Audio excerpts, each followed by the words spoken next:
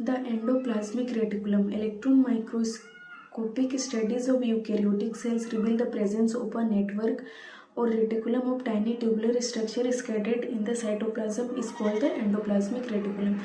सो जो eukaryotic cell में electron microscopic studies के बाद पता चला कि सेल में कुछ ट्यूबुलर स्ट्रक्चर भी होते हैं, उसका नेटवर्क होता है जिसको कहा गया endoplasmic reticulum. Hence year divides the intercellular space. Year के अंदर वाले को हम लोग कह रहे थे ल्यूमिनल और बाहर वाले को एक्स्ट्रा ल्यूमिनल, ठीक है, यानी कि साइटोप्लाज्म वाले पार्ट को एक्स्ट्रा ल्यूमिनल और ईयर के अंदर वाले पार्ट को luminal inside year.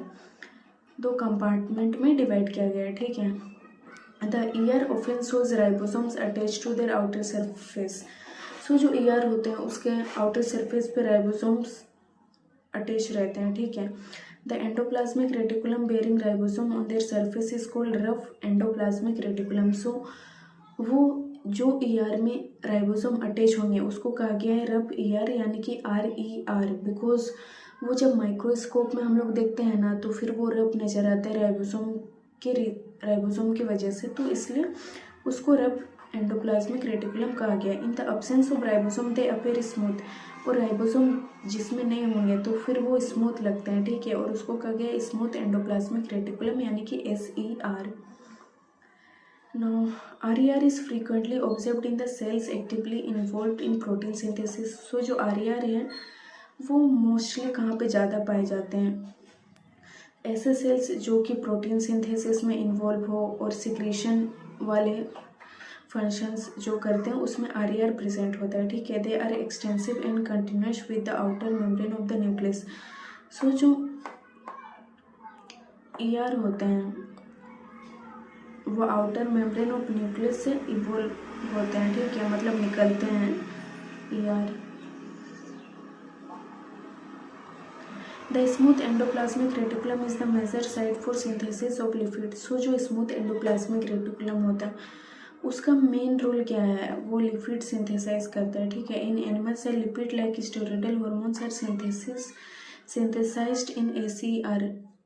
Steroidal hormone, sex hormones भी ACR द्वारा ही सिंथेसाइज किया जाता है, ठीक है। Now Golgi apparatus. Camillo Golgi ने सबसे पहले 1898 में ऑब्जर्व करा था densely stand reticular structure nucleus के सामने। This way later named Golgi bodies after हाँ, कैमिलो गोल्जी ने इसको ऑब्जर्व करा था ना तो इसलिए उसको गोल्जी बॉडीज नाम दिया गया। They consist of many flat disc shaped sacs or cisternae of 0.5 micrometer to 1 micrometer diameter इसका साइज होता है। These are stacked parallel to each other, ये एक दूसरे के पैरेलल होते हैं, ठीक है। Varied number of cisternae are present in a Golgi complex. इसमें बहुत सारे नंबर में सिस्टर्न प्रेजेंट होते हैं। सो गोल्जी में जैसे ये जो होते हैं ना इनको सिस्टर्न कहा गया है, ठीक है। The Golgi cisterns are concentrically arranged near the nucleus with distinct convexes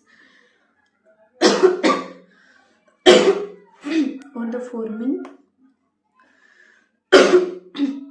phase and the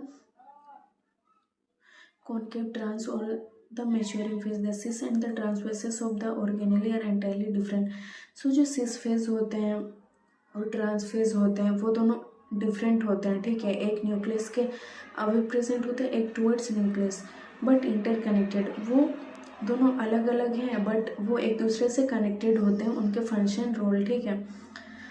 the Golgi apparatus principally performs the function of packaging material. वो मटेरियल को पैकेज करता है to be delivered either to the intercellular targets or secreted outside the cell. तो वो ऐसे चीज़ों का packaging करते हैं जो चीज़ सेल के अंदर में ही डिलीवर होना है या फिर सेल के बाहर सीक्रेट होना है, ठीक है। Materials to be packaged in the form of vesicles from the ER fuse with the cis phase of the Golgi apparatus. जो भी मटेरियल पैकेज होना होता है तो जो ये न्यूक्लियस के साइड पे होता है इसको हम लोग कहते हैं सिस फेज, ओके। सो जितने भी मटेरियल पैकेज होने होते हैं वो सिस फेज की तरफ मूव करते हैं, ठीक है, and move towards the maturing phase. Cis phase को मैच्योरिंग फेज भी कहा गया। This explains why the Golgi apparatus remains in the close association with the endoplasmic reticulum. तो यहाँ पे कहा गया है कि इससे पता चलता है कि एंडोप्लाज्मिक रेटिकुलम के करीब क्यों होता है गोल्जी कॉम्प्लेक्स, बिकॉज यहाँ कुछ चीज़ें बनाते हैं, वही चीज़ों को ये पैकेजिंग करता है, ठीक है, तो उसका आमने सामने होगा तो अच्छे से रिलेशन रख पाएगा ना ये दोनों। A number of proteins synthesized by ribosomes on the endoplasmic reticulum are modified in the cisternae of the Golgi apparatus. So जितने भी राइबोसोम तो यहाँ पे प्रेजेंट होते हैं ना RPR में, वो सारे प्रोटीन जो वहाँ पे बनते हैं वो प्रोटीन्स को मॉडिफाई होना होता है गोल्जी कॉम्प्लेक्स में, ठीक है, before they are release from its trans phase से रिलीज होने से पहले, ठीक है। ट्रांसफेज इसको कहते हैं न्यूक्लियस के अवे, और इसको कहा गया सिस फेज।